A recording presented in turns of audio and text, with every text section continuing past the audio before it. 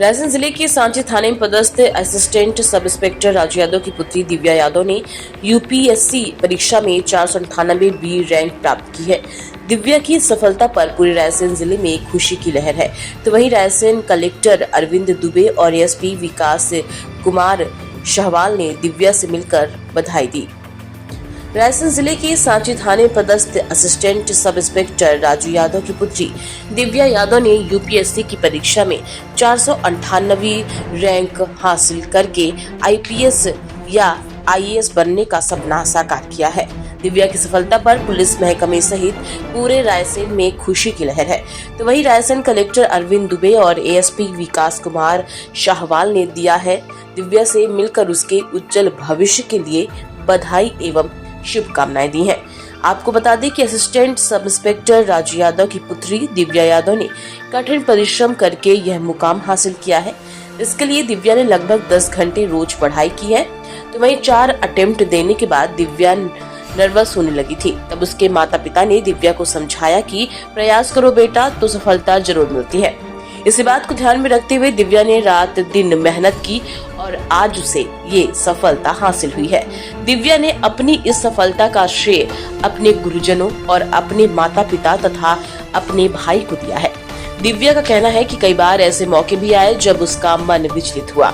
उसको यूपीएससी परीक्षा की तैयारी के लिए प्रोत्साहन देने वाले उसके मामा का जब देहांत हुआ था तब उसका मन विचलित हुआ था, लेकिन उसने अपने मामा की इच्छा को पूरा करने के लिए तैयारी जारी रखी और ये सफलता हासिल की। वहीं दिव्या के माता पिता अपनी पुत्री की इस सफलता पर खुशी महसूस कर रहे हैं। तो वही कहना है कि रात दिन की कठिन मेहनत करके ही दिव्या ने यह मुकाम हासिल किया है। आज हम सभी को दिव्या पर नाज है, तो पूरे पुलिस महकमे में खुशी का माहौल है। रायसेन से ब्यूरो रिपोर्ट।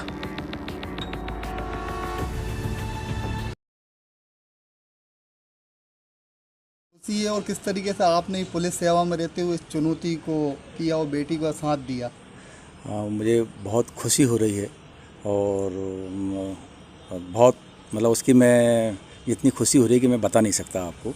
और बेटी के एग्ज़ाम के लिए बेटी ने जब जब जो एग्ज़ाम के लिए मेरे से बोला तो वो मैंने उसकी सारी आवश्यकताएं समय समय पे पूरी भी करते रहा। और जब उसने 2-3 बार जो एग्ज़ाम दिया था उस एग्ज़ाम में सफलता नहीं मिली तो मैंने उसको हमेशा यही मतलब गाइड करते रहा कि आप आगे भी तैयारी करते रहो, सफलता मिलेगी। और ईश्वर ने उसको सफलता दी इस बार, तो बहुत अच्छा लग रहा है। और वैसे भी पुलिस की नौकरी में टाइम बहुत कम मिल पाता था, तो केवल फ़ोन से ही बात करके उसको जो भी समस्याएं रहती थी वो समस्याएं उसकी सॉल्व करता था। और घर पे मिसेस रहती थी तो वो मिसेस भी उसके पूरा समय का पूरा ध्यान रखती थी, क्योंकि इसमें पढ़ाई की टाइमिंग भी बहुत ज़्यादा रहती थी और मेरे पास नौकरी के कारण टाइम भी कम रहता था, तो मिलना भी वीकली हो पाता था। तो बड़ा अच्छा लग रहा है इस बार बेटिया ने एग्ज़ाम क्लियर कर लिया, तो बहुत अच्छा लग रहा है। सर, ये अभी मेरा नाम दिव्या यादव है। मेरा अभी 4th अटेम्प्ट में सिलेक्शन हुआ है और रैंक मेरी 498 आई है। तो रहा है क्योंकि मेरे पहले 3 अटेम्प्ट्स में प्रीलिम्स क्लियर नहीं हो पाया था, तो वो थोड़ा फेलियर्स का सेटबैक था। लेकिन फिर इस अटेम्प्ट में और मेहनत करी, क्या गलतियां रहीं उन्हें पहचाना और फिर उस पर काम किया। तो इस बार पहली बार प्रीलिम्स क्लियर हुआ, फिर मेंस और फिर इंटरव्यू भी क्लियर हुआ। और मैंने अपना एजुकेशन मैनेट भोपाल से किया है। उसके बाद 1 साल तक जॉब भी किया था सूरत में। फिर 2020 में रिज़ाइन करने के बाद मैंने प्रिपरेशन स्टार्ट की थी। और सबसे ज़्यादा सहयोग मेरे माता पिता का रहा। मम्मी घर पर ही रहती थी, मैंने घर से ही तैयारी की है, तो उनका हमेशा पूरे 24 घंटे मम्मी का सपोर्ट रहता था। और इसी के साथ साथ पूरा परिवार, मेरा भाई भी और दोस्त और टीचर्स सभी का काफ़ी सपोर्ट रहा है। कितना चुनौतीपूर्ण रहा पूरा आपका पूरा, आप देखें में कितनी चुनौती थी इस पूरे एग्ज़ाम को करने में? सर, कुछ चुनौतियां तो थीं, लेकिन फिर ईश्वर के आशीर्वाद से ऐसी कुछ ज़्यादा समस्याएं नहीं आई। बस एग्ज़ाम से रिलेटेड ही था, कभी कम मार्क्स आते थे तो उसके कारण बुरा लगता था। लेकिन फिर वही अपनी गलतियों को पहचानो, उन पर काम करो, तो धीरे धीरे करते करते आगे बढ़ो बस। क्या क्वेश्चन पूछे थे, कुछ आपको याद हो? सर इंटरव्यू में पहला तो मैंने डैफ में मेडिटेशन मेंशन किया था, तो मेडिटेशन और योगा के ऊपर सवाल थे।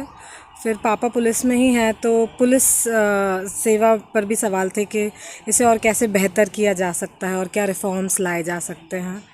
और मेरा विषय PSIR था तो उससे रिलेटेड भी कुछ सवाल रहे थे। आपका क्या जवाब रहा था पुलिस के विषय में? क्या बदलाव होना चाहिए पुलिस सेवा में जो?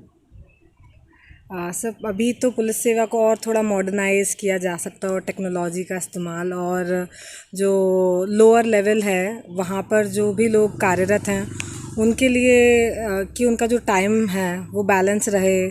24 घंटे की ड्यूटी हो जाती है तो कुछ इस प्रकार शिफ्ट का सिस्टम रहे कि उनको भी आराम मिल पाए, उनकी मेंटल स्ट्रेंथ भी बनी रहे और पुलिस नागरिकों की सेवा के लिए रहे, इसी प्रकार का। युवाओं के लिए कुछ संदेश जो हताश हो जाते हैं अक्सर छोटे एग्जाम में, आप तो UPSC करी हैं, तो क्या संदेश देंगे युवाओं के लिए, किस तरीके से प्रिपरेशन वगैरह करना चाहिए?